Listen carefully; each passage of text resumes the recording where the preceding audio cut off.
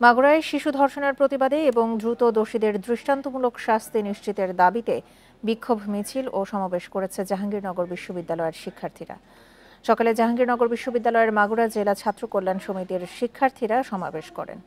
বিক্ষুব্ধ শিক্ষার্থীরা বিশ্ববিদ্যালয়ের কেন্দ্রীয় শহীদ মিনার প্রাঙ্গণ থেকে প্রথমে একটি বিক্ষোভ মিছিল বের করেন, পরে তারা শহীদ মিনার সহ আশপাশের এলাকা প্রদক্ষিণ করে। এ সময় শিক্ষার্থীরা মাগুরায় শিশু ধর্ষণের ঘটনার তীব্র প্রতিবাদ জানান। ঘটনায় জড়িত ধর্ষণকারীকে দ্রুততম সময়ের মধ্যে দৃষ্টান্তমূলক শাস্তি নিশ্চিতে সরকারের প্রতি আহ্বান জানান। একই সাথে আইনশৃঙ্খলা রক্ষাকারী বাহিনীর সদস্যদের আরও কঠোর হওয়ার তাগিদ দেন। এদিকে সারা দেশে ধর্ষণের প্রতিবাদে বরিশালে মানববন্ধন ও বিক্ষোভ মিছিল হয়।